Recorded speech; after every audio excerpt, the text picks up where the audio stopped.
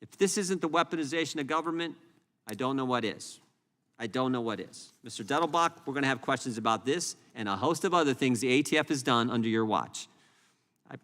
A host of other things. We appreciate you being here today. We appreciate you taking our questions, but there's going to be tough questions from folks on our side. And we have a video I'd like to show, which just so it's a minute and a half, but it first shows ATF agents assembling in the Walmart parking lot a week before March 19th, when they were going to execute this search warrant. Again, pre-dawn hours a week before, but decided not to because they realized Mr. Malinowski wasn't home. And then it shows what happened a week later as they approached the Malinowski home. So let's run the video. Hey everyone, welcome back to Capitol Insights. Today we're diving into a breaking story getting a lot of attention. Congressman Jim Jordan played a shocking video of ATF agents preparing for a controversial raid. Alright, let's get into it. Jim Jordan accuses the ATF of overstepping by changing rules without Congress. The executive branch should enforce laws, not change them. That's Congress's job. And then there's the pistol brace rule. In 2012, the ATF said pistol braces weren't subject to the National Firearms Act, but they changed the rule last year. Now, owners could face felony charges. It's crazy. The ATF is cracking down on federal firearms licenses, or FFLs. A simple clerical error, now it's willful falsification, and dealers are losing licenses. Last year, 157 licenses were revoked. Many are giving up their licenses voluntarily. Think about that. The agency meant to help is putting them out of business. Doesn't seem right, does it? And it gets worse.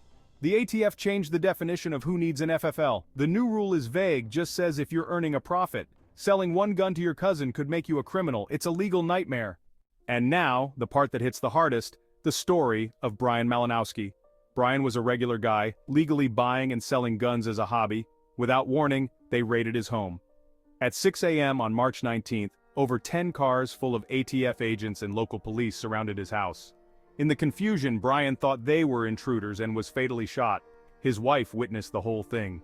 This story really makes you question how these laws are being enforced.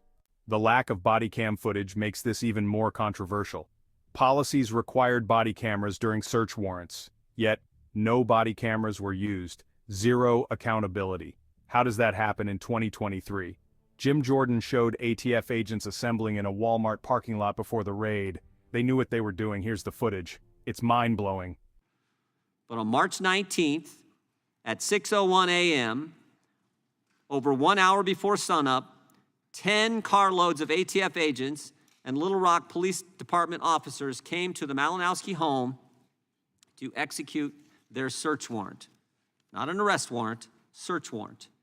At 6:02:46 a.m., ATF agents in full SWAT gear approached the front door. They had a piece of tape ready to cover the camera lens of the doorbell camera, which they did. Next, Mrs. Malinowski heard only a loud crash as her front door caved in. Her husband, Brian, woke up to the sound of the crash, found a pistol, loaded a magazine, and left the bedroom to investigate. Brian warned his wife to stay behind in the bedroom, but Mayor stubbornly followed him down the hallway. The ATF apparently killed electricity to the home. The front room was usually well lit at night, but Mrs. Malinowski saw only darkness as she peered down towards the front entryway. She could only see shadowy outlines of presumed home invaders standing in her front hallway. That's what Brian saw too. Brian fired a few shots at the intruders' feet to drive them back out of the front door. The ATF shot Brian in the head. His wife was standing inches away from him. A mere 57 seconds. 57 seconds elapsed from the time agents covered the doorbell camera until gunshots erupted and Brian was fatally wounded. 6:02:46 to 6:03:43. Agents immediately dragged Mrs. Malinowski into the front yard. She was barefoot, wearing minimal night clothing, and the temperature was 34 degrees. They locked her in the back seat of a car and detained her there for 4 hours, refusing her many requests to check on her husband she had just seen shot, wouldn't allow her to get close or even use the neighbor's bathroom. Even though policies have been in place at both the ATF and the Little Rock Police Department for the past 3 years, requiring the use of body-worn cameras when executing any search warrant, the Department of Justice tells us that no body cameras were used. If this isn't the weaponization of government, I don't know what is. I don't know what is. Mr. Dettelbach, we're going to have questions about this and a host of other things the ATF has done under your watch. A host of other things. We appreciate you being here today. We appreciate you taking our questions, but there's going to be tough questions from folks on our side. And we have a video I'd like to show, which, just so it's a minute and a half, but it first shows ATF agents assembling in the Walmart parking lot a week before March 19th, when they were going to execute this search warrant. Again, pre-dawn hours a week before, but decided not to because they realized Mr. Malinowski wasn't home.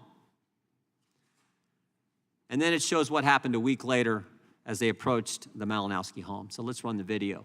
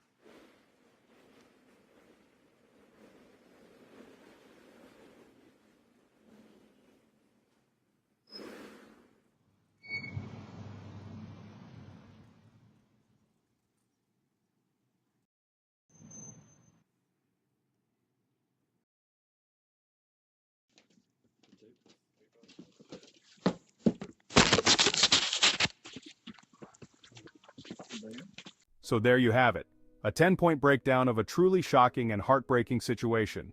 This case raises serious questions about government overreach, law enforcement transparency, and individual rights. Make sure to subscribe and hit that notification bell to stay informed. Thanks for watching, and let's continue this conversation in the comments below. See you in the next one.